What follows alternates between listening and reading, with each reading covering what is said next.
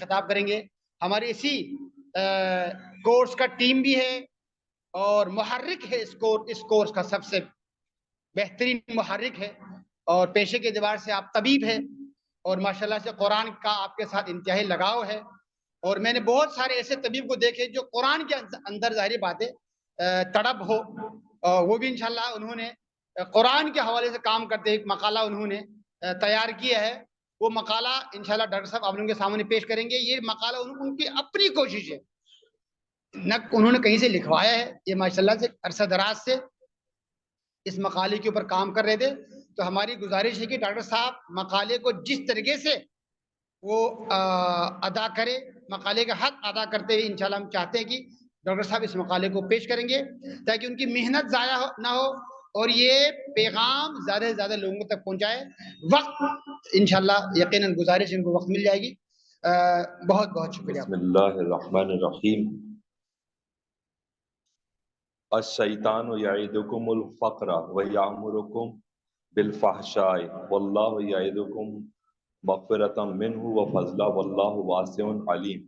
یؤتی الحکمۃ من یشاء ومن یؤت الحکمۃ فقد اوتی خیرا کثیرا وما یذکر الا اولو الالباب. ایک مرتبہ درود پڑھ دیجئے.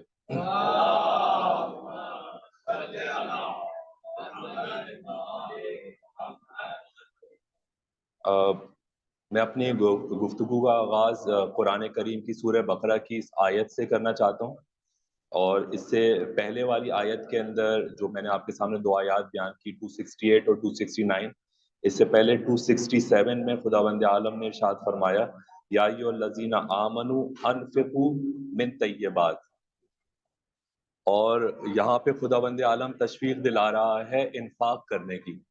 اور اس کے بعد جب شیطان کیا کام کرتا ہے, شیطان کہتا ہے کہ الشیطان یعدکم الفقر, شیطان خوف زدہ کرتا ہے, ڈراتا ہے فقر سے یعنی کہ تنگ دستی سے. وَیَأْمُرُکُم بِالْفَحْشَاء, اور فحشاء کا امر کرتا ہے. وَاللَّهُ یعدکم مغفرۃ منہ وفضلا, جبکہ خدا تم سے وعدہ کس چیز کا کرتا ہے, مغفرت کا کرتا ہے اور فضل.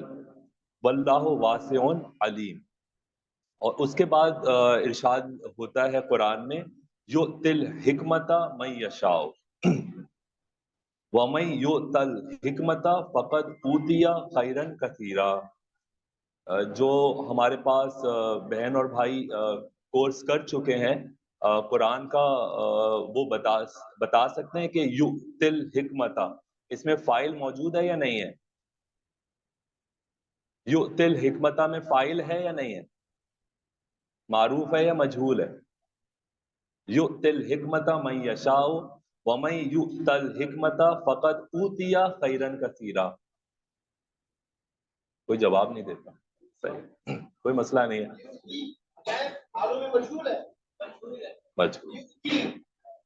یوتی مجہول ہے. ٹھیک, میں صرف جگانے کے لیے ایک سوال کر لیا تاکہ یہ پتہ لگ جائے کہ صرف میں ہی سو رہا ہوں یا سب لوگ سو رہے ہیں. ٹھیک ہے, تو یہ اس آیت کا میں نے آپ کے سامنے اس لیے تلاوت کی. ایک تو یہ کہ روایت ہے کہ قرآن کی آیات سے جو ہے وہ تلاوت کا آغاز کیا جائے, تو فرمایا کہ دی گئی حکمت من یشاء, یعنی کہ خداوند عالم کی طرف ڈیفینیٹلی اشارہ ہے کہ کون حکمت دیتا ہے. یقیناً خداوند عالم ہی دیتا ہے حکمت, جسے چاہتا ہے اسے حکمت دیتا ہے.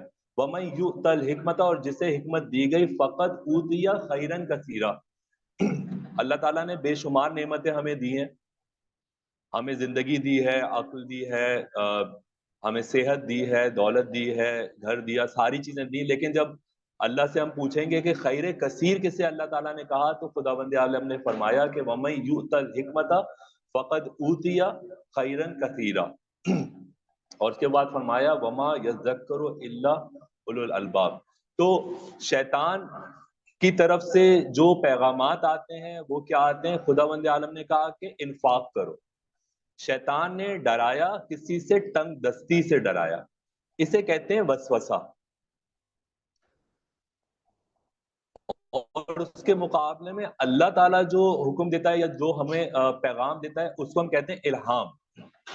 اور الہام دیتا کس کو ہے؟ اور کس طرح سے دیتا ہے؟ حکمت کے ذریعے سے دیتا ہے. تو اللہ تعالیٰ کی طرف سے جو ہمارے پاس الہامات ہوتے ہیں بس سے تھوڑا سا اس کو اوپر کر لیتے ہیں، بس سب صحیح صحیح.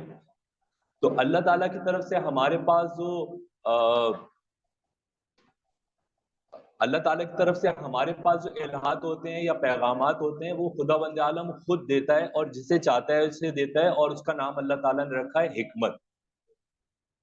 اور اللہ جسے چاہتا ہے اسے حکمت دیتا ہے. اور یہ کس چیز کے مقابلے میں ہے؟ یہ اس وسواس اور ان شیطانی خیالات کے مقابلے میں جو خدا نے فرمایا کہ شیطان کیا کرتا ہے، وہ انسان کو تنگ دستی سے ڈراتا ہے. اور یہ اس کے آگے فرمایا کہ نصیحت کون قبول کرتا ہے؟ صرف اور صرف وہ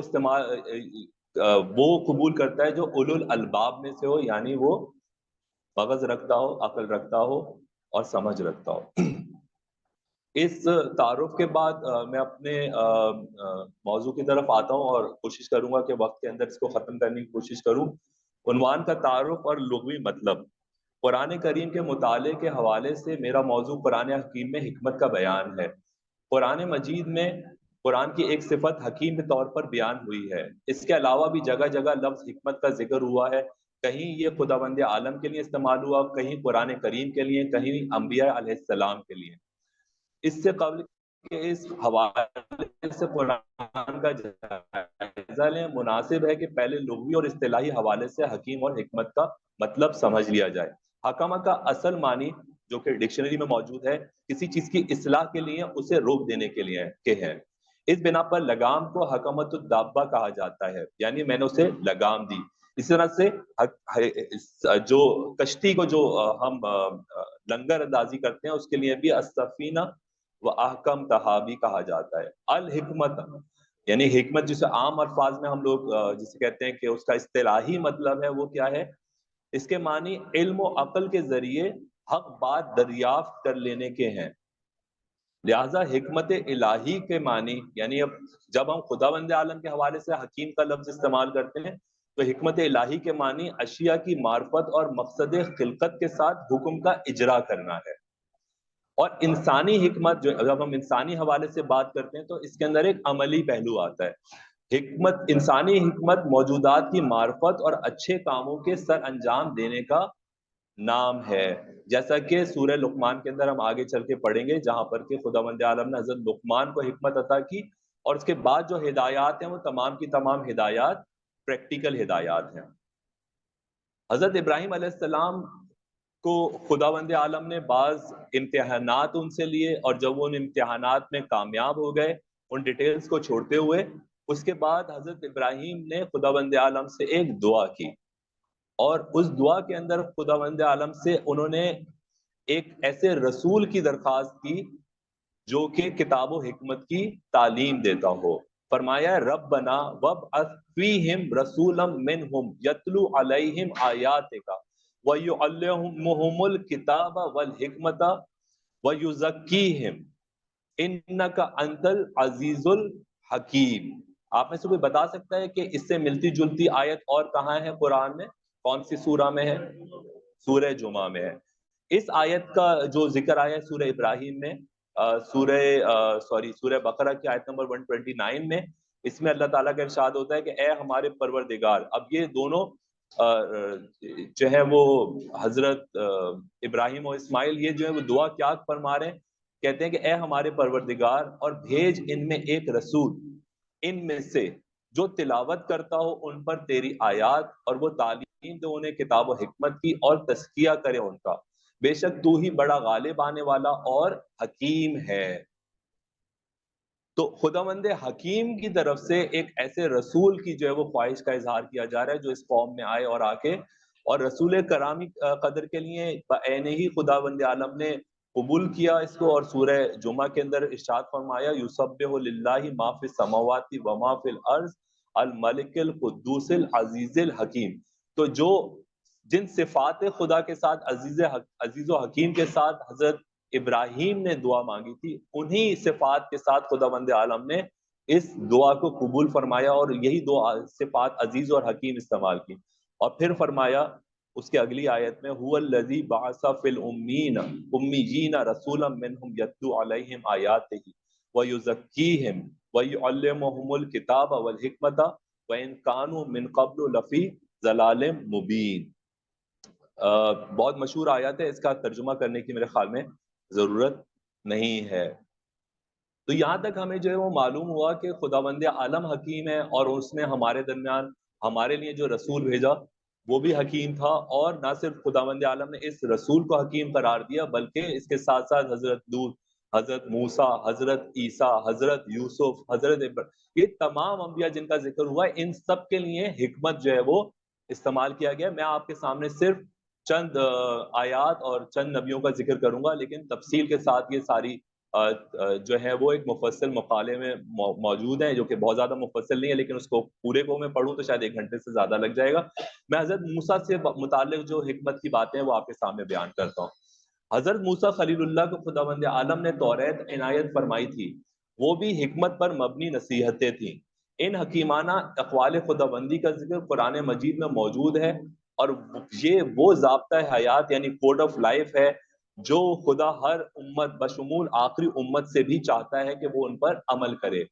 یہ آیات جو حضرت موسیٰ کو دی گئیں قرآن کی سورہ اسراء یعنی کہ سورہ بنی اسرائیل کی آیت نمبر 22 سے شروع ہوتی ہیں، اور ان کا اختتام آیت نمبر 39 پر ہوتا ہے، یعنی آیت نمبر 39 پر ہوتا ہے. میری آپ سے گزارش ہے کہ جو لوگ لکھ سکتے ہیں یا نوٹ کر سکتے ہیں دونوں ان آیات کے نمبرز کو، وہ ساتھ ساتھ ان آیات کے نمبر کو نوٹ کرتے جائیں. کوشش کریں گھر جا کے ان آیات کا مطالعہ کریں، نہ صرف مطالعہ کریں بلکہ ساتھ ساتھ ان کو وہ مطالعے کے ساتھ ساتھ ان کے عنوانات بھی جو ہیں وہ ترتیب دیں. 2 آیات شروع کی میں پڑھتا ہوں. سورہ بنی اسرائیل 17 نمبر کی میرے خیال میں سورہ ہے، اور اس کی آیت نمبر 22 سے آیت نمبر 39 تک ایک مرتبہ بلند آواز سے درود پڑھ دیجئے. اللہ صلی علی.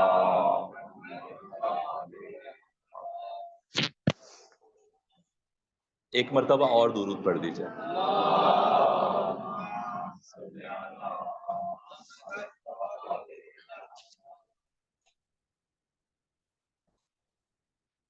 ہم اس محفل میں حجت الاسلام والمسلمین اور استاد العلماء علامہ سید رضی جعفر نقوی صاحب کو خوش آمدید کہتے ہیں، اور تھوڑی دیر آپ کو سما خراشی برداشت کرنی ہوگی. شروع کروں جی. تو یہ کوڈ آف لائف خداوند عالم نے بہت ساری ایسے سیٹ آف آیات ہیں جو جن کو دیا ہے. ان میں سے ایک سیٹ آف آیات میں نے آپ کے سامنے بیان کیا، سورہ بنی اسرائیل آیت نمبر 22 سے لے کے 39 تک.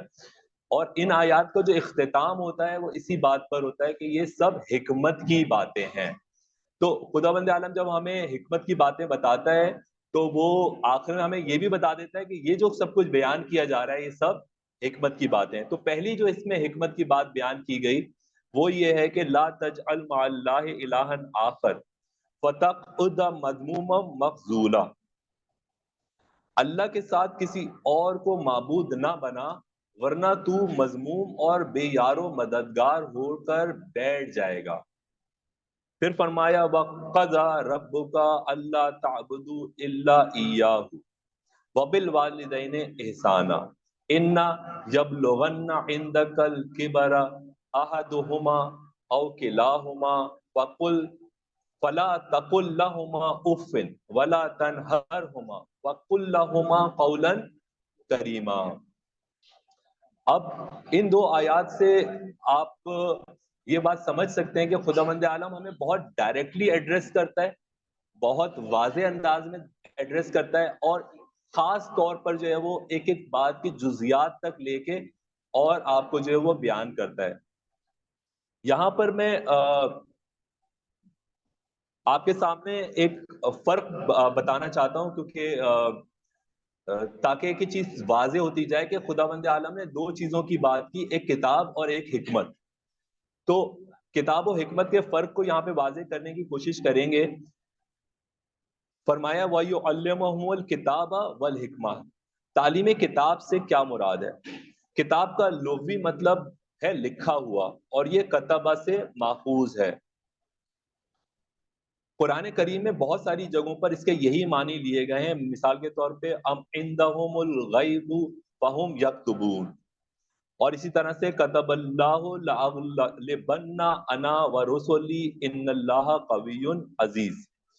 اس کے اصطلاحی معنی جو ہے وہ احکام ہے جو ہم پر واجب کیے گئے ہیں، یعنی کتاب کے اصطلاحی معنی یا ایو، جس طرح سے کہ آپ مشہور آیت ہے یا ایو الذین آمنوا کتب علیکم الصیام وَكُتِبَ عَلَى الَّذِينَ مِن قَبْلِكُمْ، تو یہ وہ احکام ہیں جو کہ پرانی امتوں پر بھی یعنی واجب کیے گئے تھے۔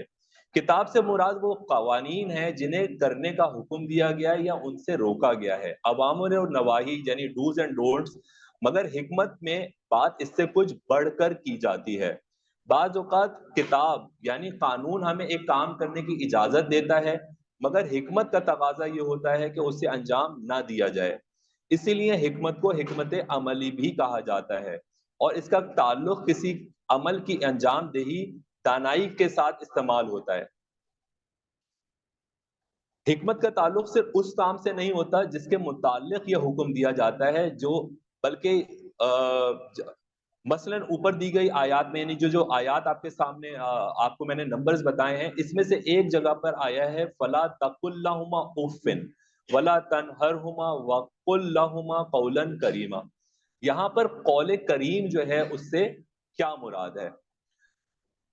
قول کریم جب انسان چھوٹا ہوتا ہے، بچہ ہوتا ہے، اور اس کے والدین جو ہیں وہ جوان ہوتے ہیں، کما رہے ہوتے ہیں، اس وقت تو ہر بچہ اپنے باپ سے قول کریم ہی بات کر رہا ہوتا ہے، لیکن ایک وقت آتا ہے جب کہ وہ باپ بوڑھا ہو چکا ہوتا ہے اور کمزور ہو چکا ہوتا ہے، اور وہاں پر جو ہے وہ معلوم ہوتا ہے کہ کون قول کریم دراصل جو ہے وہ بات کر رہا ہے۔ لیکن اس سے آگے بڑھ کے ہم جب بات کرتے ہیں تو وہ یہ ہے کہ ہو سکتا ہے کہ اس عمر میں اس باپ کی سماعت کمزور ہو، اس کا حافظہ کمزور اور ہو سکتا ہے کہ وہ ایک ہی بات بار بار آپ سے پوچھے، ہو سکتا ہے کہ وہ کسی ایسی بات کی ضد کریں جو کہ ان کے لیے نقصان دہ ہو۔ ان سب حالات میں قول کریم کا تعلق انسان کی عقل اور تہذیب کرتی ہے، یعنی ایک حکم خداوند عالم دیا قول کریم، مگر جب آپ اپنی حکمت کو اور عقل کو استعمال کریں گے تو آپ کو پتہ لگے گا کہ اس حکمت کے ذریعے سے آپ اس قول کریم کی تشریح اپنے حالات میں کیسے کرتے ہیں۔ اسی طرح سے فرمایا وَلَا تَقْرَبُوا الزِّنَا، یہاں پر زنا سے منع نہیں کیا گیا بلکہ کہا گیا وَلَا تَقْرَبُوا الزِّنَا۔ تو کیا کیا چیزیں ہیں وہ آپ کو آپ کی عقل اور آپ کی حکمت بتائے گی کہ جن سے آپ بچیں گے تو کہا جائے گا کہ آپ زنا کے قریب بھی نہ جائیں۔ اس حکم کی پیروی کرنے کے لیے آپ کو اپنی حکمت کو استعمال کرنا پڑے گا۔ اور اسی طرح سے فرمایا وَلَا تَقْرَبُوا مَالَ الْيَتِيمِ إِلَّا بِالَّتِي هِيَ أَحْسَنُ۔ تو دو حکم دیے گئے، ایک حکم دیا گیا کہ مال یتیم کے قریب بھی نہ جاؤ، اور دوسرا حکم دیا گیا الا باللتی ہی احسن۔ تو یہاں پر آپ کو حکمت کو استعمال کرنا پڑے گا کہ اگر ہم میں اتنی صلاحیت نہیں ہے کہ مال یتیم کی صحیح سے نگہداشت کر کے اور اس بچے کے بڑے ہونے کے بعد اس کو صحیح طریقے سے اس کو پہنچا سکیں، نہیں ہے، تو کہا گیا ولا تقربوا مال الیتیم۔ لیکن اگر یہ آپ کے اندر استطاعت ہے اور آپ اتنے حکیم ہیں تو پھر کہا گیا الا باللتی ہی احسن۔ تو یہاں تک آپ کو واضح ہو گیا ہوگا کہ کتاب اور حکمت میں کیا فرق ہے، اور حکمت جو ہے وہ صرف حکم تک محدود نہیں ہے بلکہ اس کے آگے بڑھ کے اس سے استفادہ کرنا ہوتا ہے۔ حکمت کے اثرات آپ کے سامنے بیان کرنا چاہتا ہوں کہ حکمت ہمارے لیے کس کس طرح سے فائدہ مند ہے۔ ایک وقت وہ تھا جب حضرت موسیٰ نے ایک شخص کو قتل کر دیا تھا، پھر خوف کی حالت میں وہاں سے فرار ہوئے، مگر جب واپس آئے اور فرعون سے آپ کا سامنا ہوا تو نہایت بے خوفی سے اس سے بات کی، اور فرعون کے طنز کے جواب میں فرمایا فَفَفَّرْتُ مِنْكُمْ لَمَّا خِفْتُكُمْ فَوَهَبَ لِي رَبِّي حُكْمًا وَجَعَلَنِي مِنَ الْمُرْسَلِينَ۔ اسی لیے جب میں نے تم لوگوں سے خوف محسوس کیا تو میں نے تم سے گریز کیا، اب یہاں پہ انہوں نے ففرتا کا ترجمہ جو ہے وہ گریز کیا ہے، جبکہ اس کا مطلب پھر میرے رب نے مجھے حکمت عنایت فرمائی اور مجھے رسولوں میں سے، یعنی ایک بے خوفی آئی جب اللہ تعالیٰ نے ان کو جو ہے وہ حکمت عطا فرمائی. حکمت کے تقاضوں میں سے، اور حکمت کا جب جس کے پاس حکمت ہوتی ہے ان کے تقاضوں میں سے اور اس حکمت کے اثرات میں سے ایک اثر جو ہے وہ کیا ہے؟ وہ ہے خداوند عالم کا شکر ادا کرنا. وَلَقَدْ آتَيْنَا لُقْمَانَ الْحِكْمَةَ أَنِ اشْكُرْ لِلَّهِ وَمَن يَشْكُرْ فَإِنَّمَا يَشْكُرُ لِنَفْسِهِ وَمَن كَفَرَ فَإِنَّ اللَّهَ غَنِيٌّ حَمِيدٌ. تو جو ناشکرہ ہے اس کا مطلب وہ حکیم نہیں ہو سکتا، اور جو حکیم ہے وہ لازمی طور پہ خداوند عالم کا اور ساتھ ساتھ اپنے والدہ بھی شکر گزار ہوگا. اگلی جو اس کا اثر ہے وہ یہ ہے کہ حکمت انسان کو شر سے بچاتی ہے. وَلُوطًا آتَيْنَاهُ حُكْمًا وَعِلْمًا وَنَجَّيْنَاهُ مِنَ الْقَرْيَةِ الَّتِي كَانَتْ تَعْمَلُ الْخَبَائِثَ. اچھا، ادھر سے ایک چیز اور بیان کرتا ہوں آپ کے سامنے، اور وہ ہے کہ خداوند عالم نے اس کائنات کو جو تخلیق کیا اپنے تکوینی طاقت کے ساتھ، وہ حکمت پر مبنی تھی. اور نہ صرف، اور جیسے کہ خداوند عالم نے فرمایا کہ سبح للہ ما فی السماوات والارض وهو العزیز الحکیم، نہ صرف عزیز ہے بلکہ یہ حکمت تھی خداوند عالم کی. اسی طرح سے ارحام کے اندر خدا نے جو صورت تخلیق کی وہاں پر بھی یہی حکیم کی جو اپنی صفت استعمال کی. هو الذی یصورکم فی الارحام کیف یشاء لا الہ الا هو العزیز الحکیم. لیکن نہ صرف تکوینی معاملات میں بلکہ تشریعی معاملات میں بھی خداوند عالم نے حکمت ہی کی صفت کو استعمال کیا. ربنا وابعث فیہم رسولا منہم یتلو علیہم آیاتک ویعلمہم الکتاب والحکمت ویزکیہم انک انت العزیز الحکیم. تو یہاں سے ہمیں جو ہے وہ معلوم ہوتا ہے کہ خداوند عالم نے جو ہمارے پاس احکامات دیے ہیں، چاہے وہ سارے کے سارے جو ہیں وہ حکمت پر مبنی ہیں. آخری بات آپ کے سامنے کر کے اور آپ کی زحمتوں کو جو ہے وہ تمام کروں گا، وہ یہ ہے کہ حکمت کا تعلق عمل سے ہے. صرف باتیں ملانے سے، صرف علم حاصل کرنے کو ہم حکمت نہیں کہتے ہیں. کسی بڑی سے بڑی یونیورسٹی میں آپ جا کے داخل ہو کے علم حاصل کر سکتے ہیں، مگر حکمت کے لیے کیا چیز ضروری ہے؟ یؤتی الحکمت من یشاء. جہاں سے میں نے اپنی بات شروع کی تھی وہیں پہ اپنی بات ختم کرتا ہوں. حکمت یونیورسٹی میں نہیں ملے گی، حکمت کہیں نہیں ملے گی، کیونکہ خداوند عالم جسے چاہتا ہے اسے حکمت دیتا ہے. اور اس کے اندر جو ہے وہ تقوی، زہد اور آپ کے باطن کی جو اصلاح ہے وہ بنیادیں ہیں اس دل میں حکمت اترنے کی. ظاہر سی بات ہے کہ نجس جگہ پر خداوند عالم کا حکم جو ہے وہ اور اس کی حکمت جو ہے وہ نازل نہیں ہو سکتی. اور جو چیز نازل ہو سکتی ہے نجس جگہ پر وہ وسواس، جو کہ شیطان کی طرف سے آتے ہیں، اور شیطان انسان کو تنگ دستی سے ڈراتا ہے، اور خداوند عالم انفاق کا حکم دیتا ہے. وَلَقَدْ آتَيْنَا لُقْمَانَ الْحِكْمَةَ أَنِ اشْكُرْ لِلَّهِ وَمَن يَشْكُرْ. یہ آیت میں نے آپ کے سامنے بیان کر دی تھی. وَإِذْ قَالَ لُقْمَانُ لِابْنِهِ وَهُوَ يَعِظُهُ يَا بُنَيَّ لَا تُشْرِكْ بِاللَّهِ إِنَّ الشِّرْكَ لَظُلْمٌ عَظِيمٌ. شرک جو نظر آتا ہے یقیناً یہ حکیم نہیں ہو سکتے، اور جہاں حکمت نہیں ہوگی، میں نے آپ کو بتایا ہے جہاں پر الہام نہیں ہوگا وہاں پہ شیطان کا وسوسہ ہوتا ہے. وَوَصَّيْنَا الْإِنسَانَ بِوَالِدَيْهِ حَمَلَتْهُ أُمُّهُ وَهْنًا وَعَلَى وَهْنٍ وَفِصَالُهُ فِي عَامَيْنِ أَنِ اشْكُرْ لِي وَلِوَالِدَيْكَ إِلَيَّ الْمَصِيرُ. اور خداوند عالم اپنے شرک سے بچنے کے ساتھ ساتھ دوسرا حکم کیا دے رہا ہے؟ وہ دے رہا ہے کہ میرا شکر ادا کرو اور ساتھ ساتھ اپنے والدین کا شکر ادا کرو.